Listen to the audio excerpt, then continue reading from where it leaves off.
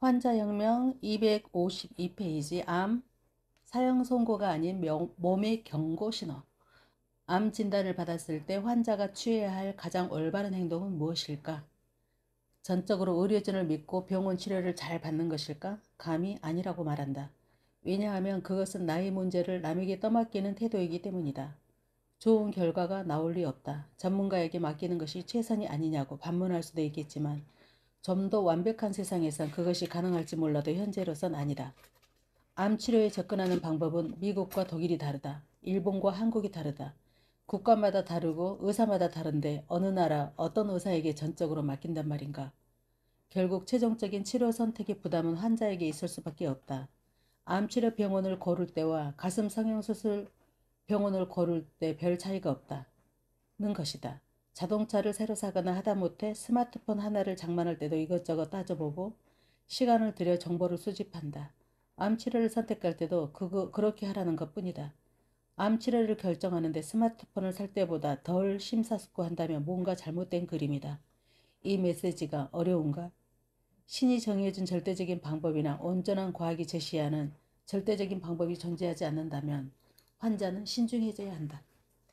게다가 자본주의적 이윤이라는 개념이 섞여 들어갔을 때 정보는 혼탁해지고 환자들의 혼란은 가중된다. 불신을 조장하려는 것이 아니다. 이 소중한 메시지를 잘못 이해해서 병원을 멀리하라는 말로 이해하는 독자가 없길 바란다. 환자에게 필요한 것은 보다 많은 정보, 치우치지 않는 공정한 정보, 그리고 다양한 치료 옵션에 대한 정보다. 불행히도 모두 다 환자에겐 쉽게 허락되지 않는 것들 뿐이다. 일반의 인식과 달리 대부분의 경우 암이 처음 발견되었을 때는 응급 상황이 아닌 경우가 많다.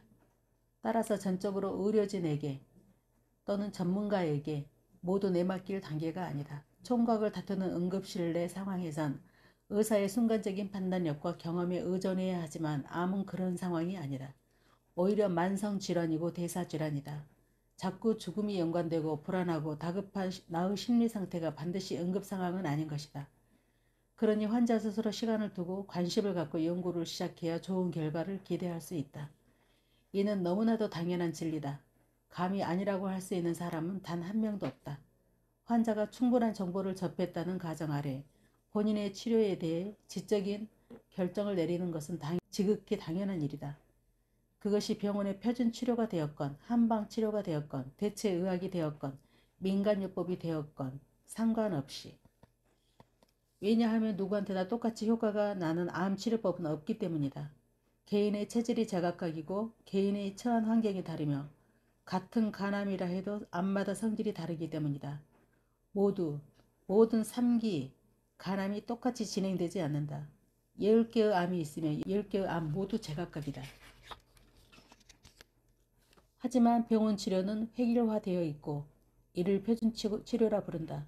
현대의학이 규정한 암 표준 치료는 단 3가지, 수술, 항암, 방사선이다. 그 외의 치료법들은 보통 병원에선 다루지 않고 암 전문의들 또한 이를 훈련받지 않는다. 환자들이 이 3가지 방법 외의 암 치료를 시도할 경우 담당 의사는 이를 저지한다. 검증되지 않았다는 것이 의사의 설명이다. 그렇다면 환자에게 허락된 암 표준 치료는 검증을 받았을까? 또 그 효과는 어느 정도일까? 미국 질병통제센터에 따르면 2016년 미국에서 새로운 암 진단 케이스가 168만 5천 건이 넘어갈 것으로 예측하고 있다. 같은 기간에 60만 명이 암으로 사망한다. 좀 더 피부에 와닿는 숫자로 환산하면 하루에 4,620명이 암에 걸리고 1,644명이 암으로 사망을 한다는 것이다. 9.11 테러 당시 무역센터 빌딩에서 2,996명이 희생당했다. 그로 인해 미국은 중동에서 전쟁을 벌였는데 암으로 하루에 1,640명씩 죽어가고 있지만 정작 개선되는 것은 없다. 마치 암 발병 증가를 어쩔 수 없는 불가항력처럼 여기는데 미국 암학회가 그러면 안 된다. 올바른 정보와 환경오염, 먹거리 규제로 암 환자 수를 의미 있게 줄일 수 있다. 아무도 관심이 없을 뿐이다. 암과의 전쟁에서 실패한 병원에 계속 돈을 갖다 바치고 있을 뿐이다. 이것이 모노폴리의 문제점이다. 암 치료 비용이 얼마길래 돈을 갖다 바친다고 할까? 의료비 높기로 악명 높은 미국의 통계이긴 하지만 여느 질환의 치료비에 비해 유난히 비싸다는 점은 다를 바 없다. 종류에 따라 다른데 한 달 항암제 비용은 보통 1만 달러 하나로 1,100만 원이 넘고 2만 달러를 넘기는 항암제들도 흔하다. 단지 약값만 그 정도에 달한다. 원가가 비싸서 그런 것은 아니다. 연구개발 비용 때문도 아니다. 의약품 연구개발 비용이 천문학적인 비용이 들어가 있는 것은 맞지만 1970년대에 개발되어 이미 연구개발에 투자한 비용을 다 뽑고도 남은 항암제들 역시 약값이 떨어질 줄을 모른다. 오히려 물가 상승률을 상회하는 수준으로 더 오르면 올랐지 절대 떨어지지 않는다. 약값이 비싼 이유는 오로지 암이기 때문이다. 암이 위중한 병이고 환자들이 치료를 거부하지 않고 매달리기 때문이다. 수요와 공급의 법칙이 적용된다. 그것이 약값이 비싸게 형성되어 있는 유일한 이유다. 제약회사는 자선사업단체가 아니기 때문이다. 미국 ABC 방송의 시사 프로그램에서 예측한 바에 따르면 2016년 암 산업 매출 규모는 1,600억 달러를 넘어설 전망이다. 하루에 4억 4천만 달러, 1시간에 1,800만 달러에 달하는 금액이다. 암 생존의 비밀. 의학계는 암과 싸우느라 나름대로 열심히 하고 있는데 너무 나무라는 거 아니냐? 암에 걸려도 요즘 많이 살지 않냐? 생존율이 올라가지 않았냐? 라는 반문이 나올 만하다. 그에 대한 대답은 암 치료 생존율을 대신할 수 없다. 암 생존율에 관한 통계 자료가 존재한다. 미국 국립암연구소의 발표 자료다. 암 치료에 대한 자료를 찾아보고 연구를 하다 보면 자주 눈에 띄는 영어 약자가 있다. SEER. 미국 국립보건원에서 운영하는 프로그램인데 암 통계 자료에 골든 스탠더드로 통한다. 전 세계 누구나 다 갖다 인용하는 숫자들이다. 암 치료 효과가 얼마나 발전했냐, 암이 발병하고 생존하는 상황은 좀 어떤가, 눈에 띄는 개선은 있나 하는 것들을 알아보기 위해 운영하는 통계 자료다. 그런데 모름지기 데이터는 해석이 중요하다. 이 통계 숫자들을 볼 때 반드시 주의해서 봐야 할 것이 있다. 앞서 모노폴리라고 경고한 바 있다. 절대 권력은 반드시 타락하기 마련이다. 그 때문에 조심스럽게 살펴봐야 한다. 예를 들어 미국에서 유방암 생존율을 검색해보면 유방암 환자의 5년 생존율이 거의 90% 가까이 나온다. 이는 굉장히 고무적이고 마음이 평온해지는 희망에 찬 숫자다. 하지만 이 수치는 유방암 환자의 사망률과 같은 연령대의 유방암에 걸리지 않는 일반 여성들의 사망률을 비교한 것이다. 유방암에 걸리지 않는 일반 여성들도 죽는다. 미국이니까 총에 맞아 죽든 차에 치여 죽든 뇌졸중이나 심장마비로 죽든 심부전이나 천식이든 그냥 자연사이든 뭐가 되었든 다양한 이유로 사람들이 죽기 마련이다. 유방암 생존율이라는 것은 암으로 사망한 여성의 수를 암 이외의 다른 이유로 사망하는 모든 여성들과 비교했을 때 암으로 죽는 여성의 비율이 89.7%라는 것이다. 이를 비교 생존율이라고 한다. 절대 숫자가 아니라 비교 숫자인 것이다. 한국도 이와 똑같은 방식으로 암 환자 생존 통계를 잡는다. 생존율 통계를 잡는다. 그러다 보니 전립선암과 갑상선암의 각 생존율이 101%와 100.5% 나오는 웃지 못할 상황이 벌어지곤 한다. 보건복지부와 국립암센터 중앙암등록본부가 발표한 2011년 국가암 등록 통계를 보면 암세포가 처음 발생한 장기를 벗어나지 않은 상태인 암 초기에 발견돼 치료를 받으면 전립선암의 5년 생존율이 101%, 갑상선암은 100.5%로 암이 없는 보통 사람들보다 더 높은 것으로 나타났다. 일반인들에게 갑상선 암 생존율은 100.5%인데 이를 설명하시오라고 질문하면 답을 못한다. 아니 의사들도 상당수가 의아해야 한다. 보건당국의 설명은 이렇다. 암 환자의 5년 생존율은 암이 없는 보통 인구의 상대 비율로 100%가 넘게 나오는 것은 암 진단 및 치료 뒤 건강관리에 힘쓰다 보니 보통 인구의 생존율보다 더 높게 나온 것이다. 할 말이 없다. 그냥 그러지 좀 말자는 것이다. 생존율 89%라고 하면 대부분의 사람들은 어떻게 생각할까? 암에 걸린 100% 중 89명은 죽지 않고 사는 것으로 생각한다.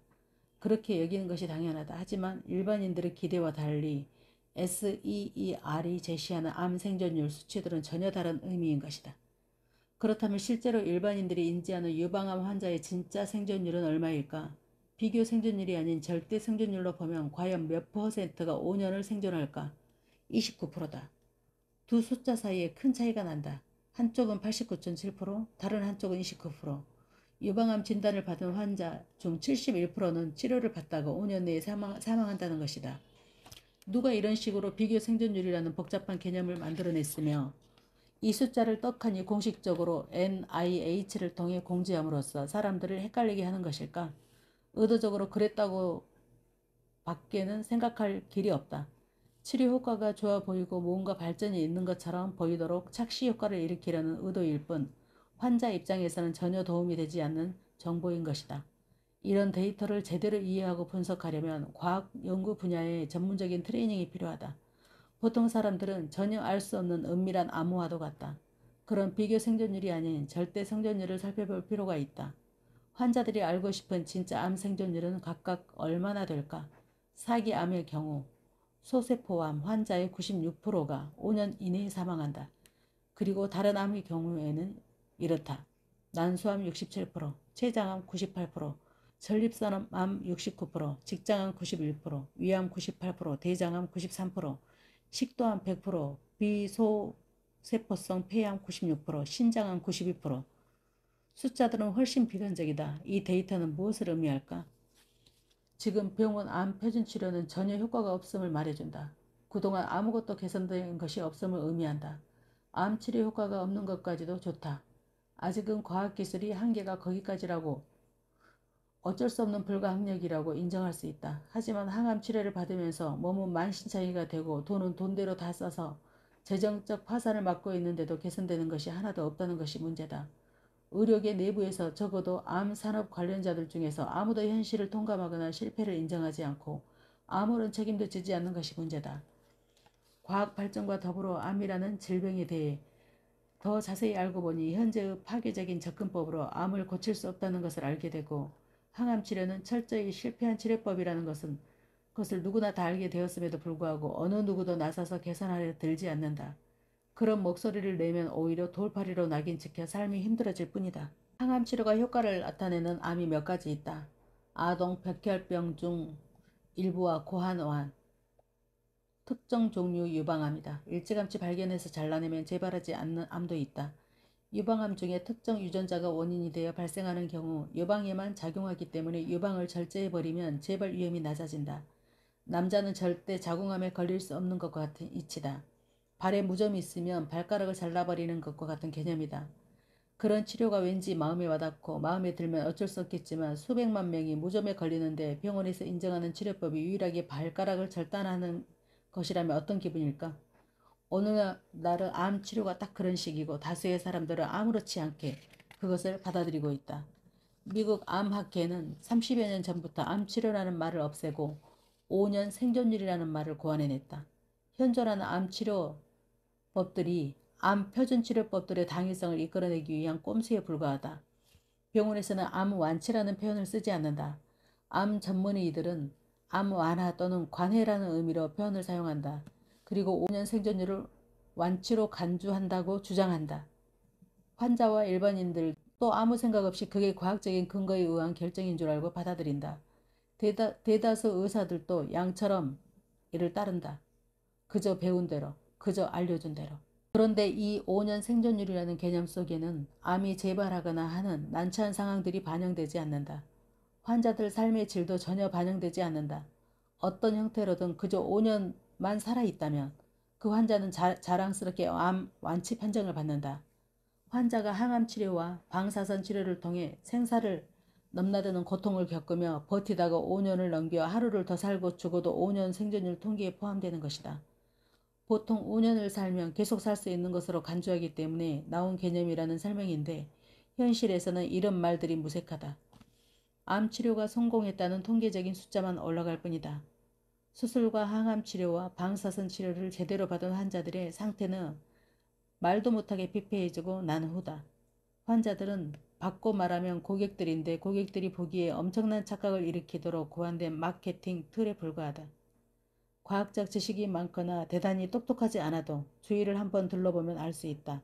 사기암에 걸린 지인들 중 5년 이상 살아있는 사람이 몇 명이나 되나? 아직 살아있다면 그들 삶의 질은 어떠한가?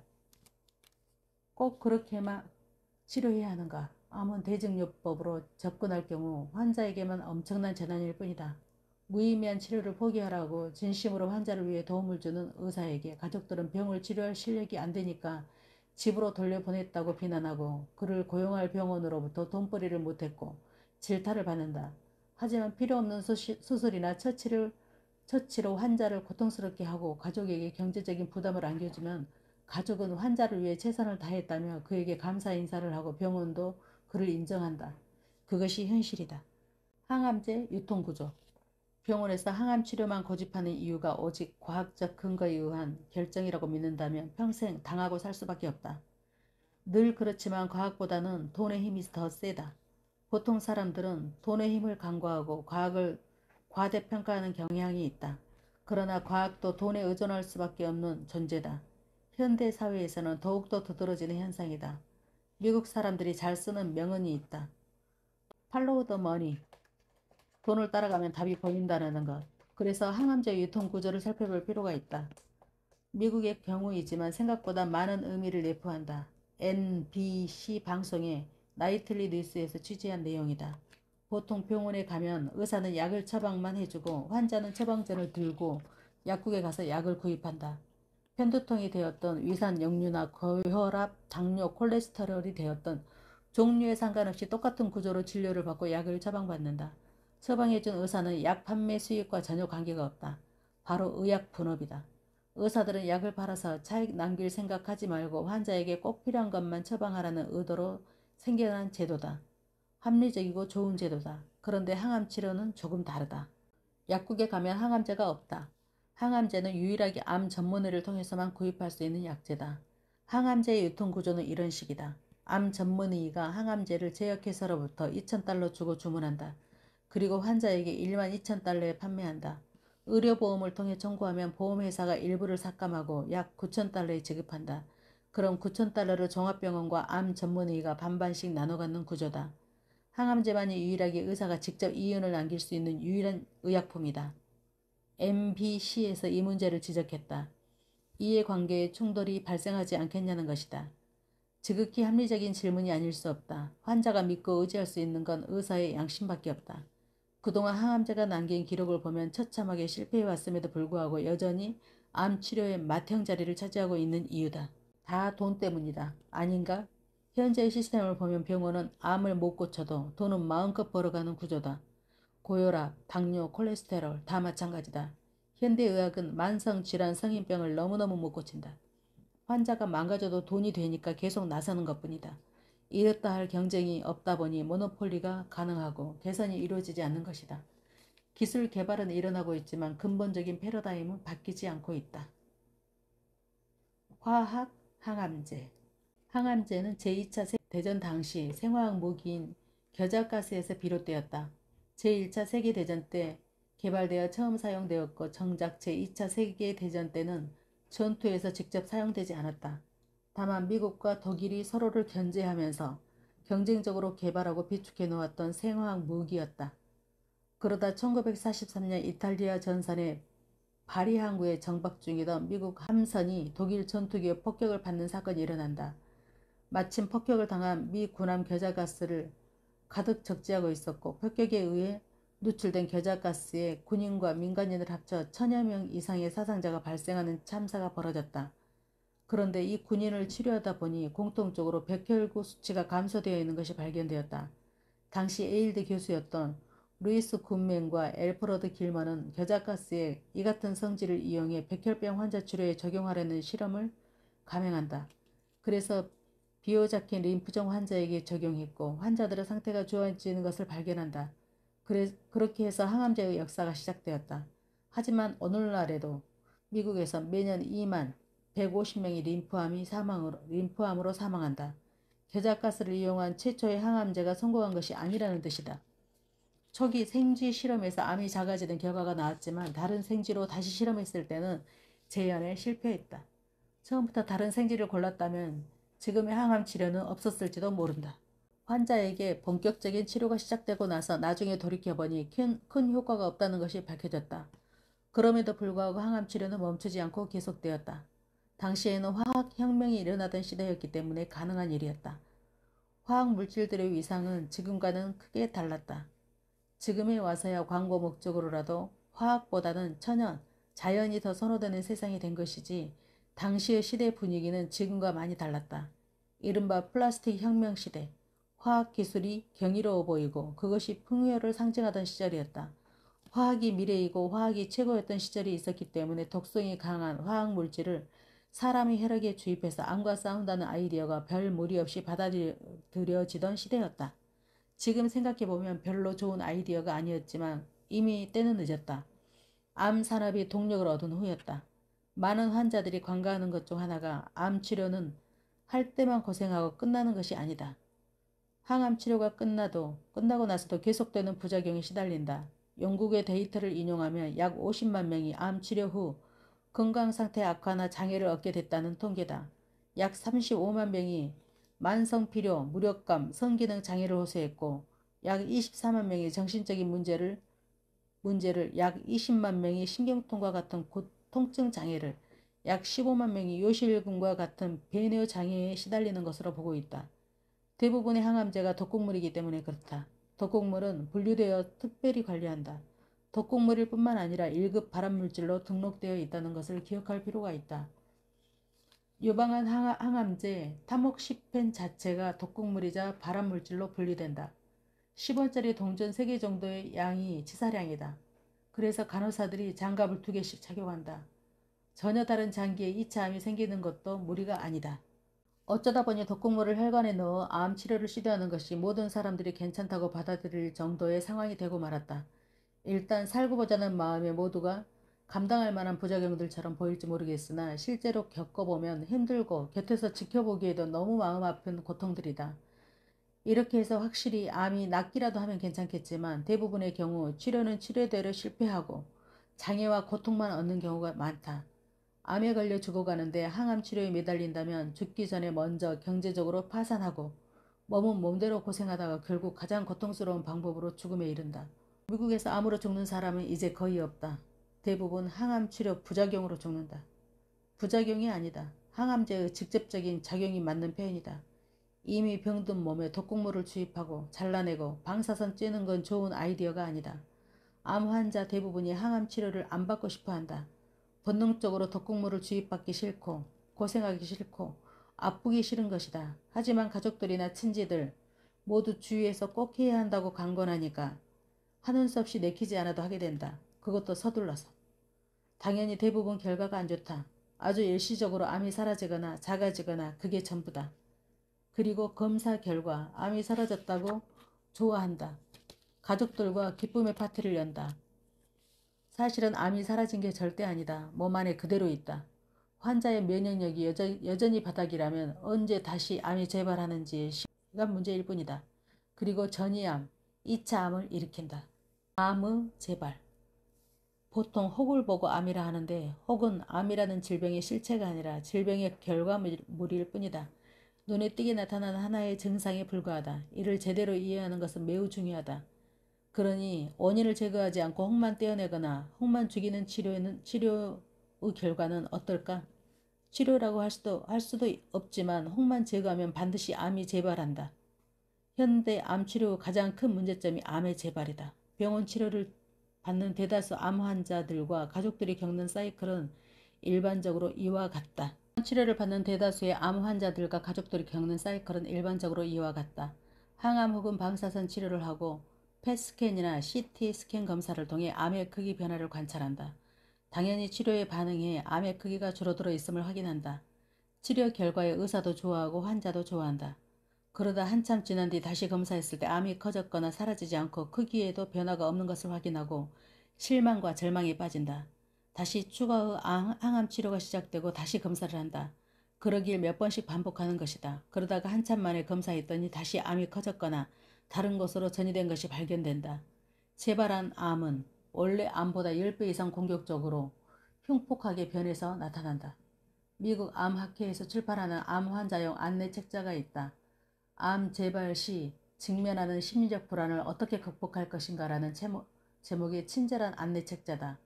암이 재발했을 때 실망과 혼란에 빠진 환자들이 어떻게 대처해야 하는지를 알려주는 교육용 자료다. 아예 책자를 만들어 배포하는 것은 거의 모든 암이 재발한다는 것을 의미한다. 3세대 면역 항암제. 항암제에 대한 공포심과 거부감이 커지자 제약회사와 의학계는 보다 나은 항암제, 신약 개발에 열을 올렸다. 항암제라는 개념을 차마 포기하지 못하고 항암제를 개선해 보겠다는 것이다. 3대 면역 항암제 치료, 암 정복 미래에 달렸다. 이런 비슷한 헤드라인으로 언론 플레이를 할 때마다 제약회사의 주식이 폭등하는데 최근에 주목받는 것이 있다. 면역 항암제이다. 1세대 독성 항암제 뒤를 이어 2세대 표적 항암제가 나왔고 제3세대 면역 항암제 시대가 도래한 것이다. 면역은 항암제의 부정적 이미지를 씻기에 딱 좋은 이미지다. 획기적인 암 치료제가 등장했다며 제약회사가 설레발을 차렸다. 언론과 의학계도 이에 화답했다. 제일 먼저 드는 생각은 제약회사에서 신상품이 나왔는데 왜 자기들이 좋아하지?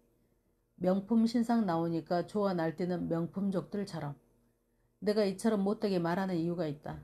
그들이 저토록 좋아하는 이유가 암 환자들을 도울 수 있게 되어서가 아니기 때문이다. 우선 가격. 1회 투여 시 3천만 원이다. 여보이는 정맥주사를 통해 3주마다 총 4회 투여했는데 60kg 성인 환자가 1회 약물 투여 시 약 3천만 원의 비용이 발생한다. 3개월이면 1억 2천만 원 정도 약값이 되는 셈이다. 수백만 원에 달하는 상황버섯도 여기에 비하면 애교 수준이다. 면역 항암제라는 개념이 성공적으로 안착하듯 싶자 제약회사 노바티스가 사업에 뛰어들었다. 노바티스는 존슨앤존슨와 매출액 규모 세계 1, 2위를 다투는 거물이다. 세계 각국에서 불법과 편법을 반복적으로 저질러왔다. 2015년 8월에는 26억 원의 불법 리베이트를 제공한 혐의로 대표 임원 등이 불구속 기소되기도 했다. 이런 기업이 우리의 건강을 책임지겠다고 한다. 노바티스를 보면서 면역 항암제가 더 우려되었는데 아니나 다를까 면역 항암제가 하나둘씩 문제를 일으키기 시작했다. 심장 발작으로 사망하는 사례가 속출하면서 치명적 심장 손상 위험이 미국 학회지에 보고되었다. 또 조류독감 때 자주 언급된 사이토카인 폭풍을 일으키기도 했다. 무슨 폭풍? 쉽게 말해 외부에서 바이러스가 침투하면 이에 대항하기 위해 사이토카인이란 면역 물질이 만들어지는데 과다할 경우 정상세포까지 공격하는 일종의 과잉 면역 반응이다. 심하면 사망에 이르는 심각한 증상이고 제1형 당뇨를 유발하기도 한다. 2015년 면역 항암제 효과 및 안전성 연구들이 쏟아져 나온 지 1년 만이다. 조기 검진의 허와 실. 한국은 암 치료가 세계 최고 수준이라고 자부한다. 다른 국가에 비해 생존율이 월등히 높다. 앞서 밝혔듯 전립선 암과 갑상선 암은 생존율이 100%를 넘는다. 생존율 90%를 넘는 암은 7가지나 된다. 전립선 암과 갑상선 암에 이어 유방암, 대장암, 위암, 자궁 경부암, 난소암도 5년 생존율이 90% 이상으로 높다. 앞서 설명한 비교 생존율의 문제는 국민들의 건강 상태가 갈수록 나빠져서 다른 이유로 죽은 사람들이 많아질수록 암 환자 생존율이 올라가게 되어 있다는 것이 함정이다.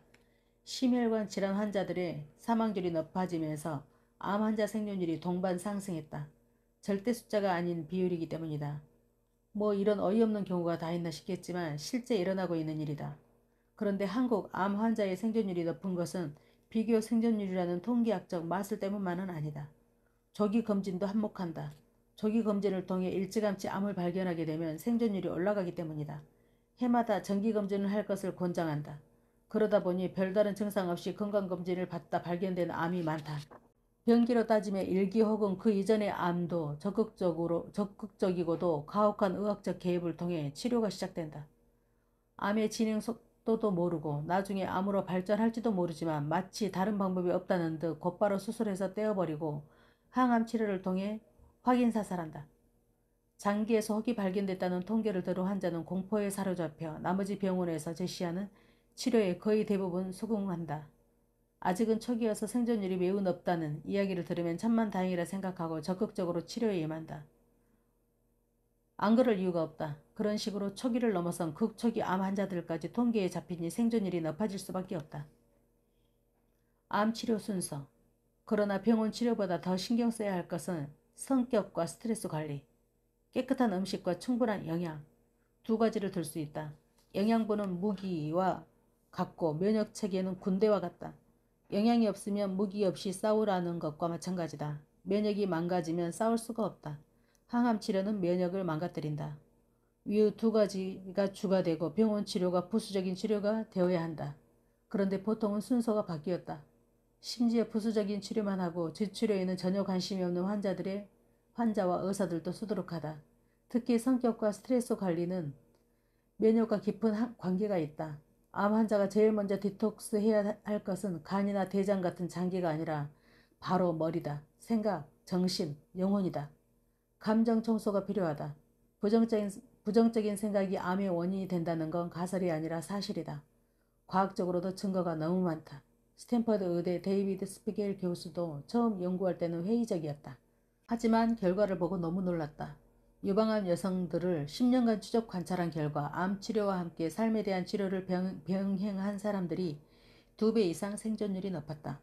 에일대 연구 결과를 보면 억눌린 성격을 가진 사람이 암의 발전 속도가 훨씬 빨랐다. 용서하지 못함, 분노, 질투, 배신감, 꾹꾹 누르고 분출하지 못한 스트레스, 성냄, 짜증, 어쩔 수 없는 상황, 갑갑함, 화내지 못하는 성격, 두려움이나 부정적인 감정을 표현 못하거나 성격이나 상황들은 암을 일으킨다. 하지만 겉으로 표현하지 못하기 때문에 남들 보기엔 대부분 천사같이 착한 사람들이다. 본인은 그만큼 더 힘들어서 암에 걸린다. 스트레스가 교감신경의 지속적인 긴장 상태를 유발하면 아드레날린과 코르티졸이 증가하여 면역력을 떨어뜨리기 때문이다. 잠 못 이루는 밤이 많아서는 안 된다. 대신 반대되는 감정들에 충만하게 휩싸이면 좋을 수밖에 없다. 용서, 화해, 사랑, 대충대충 완벽함을 추구하지 않는 성격, 큰 웃음은 마음을 몰아낸다. 큰 웃음은 암을 몰아낸다. 억지로 혹은 가짜로 웃어도 우리 뇌는 모른다. 진짜로 웃는 줄 알고 엔도르핀과 같은 행복 호르몬을 분비한다. 필요하면 웃음 학교라도 다녀야 한다. 웃음 학교가 우스운가? 결코 우습지 않다. 나는 삶과 죽음의 문제라고 생각한다. 많이 웃는 사람이 장수한다. 노래 학교도 좋다. 웃음과 노래 둘 다 면역력을 높일 수 있다는 연구 결과가 있다. 그런 연구가 없으면 또 어떤가? 제발 많이 웃으시라. 암의 연관 검색어에는 죽음일 것이다. 아무리 부정해도 죽음이라는 이미지에서 자유로울 수 없다. 하지만 그 생각을 단절히 해야 한다. 죽음이 두려워 정신줄을 놓은 채 살려달라고 매달릴 일이 아니다. 암을 경고 신호로 받아들임으로써 터닝포인트가 되어 삶이 바뀐 분들이 있다. 모난 성격, 용서하지 못한 것들, 일, 스트레스, 음식 모든 것들이 자기 주도권을 잡고 바꾼 분들이다. 암 환자에게 진짜 필요한 것은 긍정적인 사고다. 면역력을 높이기 때문에 암과 싸우기 위해 내가 갖고 있는 유일한 무기가 바로 면역력이다. 반면 부정적인 생각은 병원균이나 바이러스보다 우리를 더 빨리 죽인다. 암, 다시 생각하기. 암이라는 질병에 대한 패러다임을 바꿔야 한다. 눈에 보이는 혹덩어리가 있기 때문에 무좀이나 사마귀처럼 생각한다. 그래서 혹만 떼어버리든 지져 없애든 눈에서 사라지기만 하면 된다고 생각한다. 의사도 그렇게 생각하고 환자도 그렇게 생각하는데 정작 중요한 것은 왜 혹이 생겼냐에 대한 질문을 하는 것이다. 혹은 암이 아니다.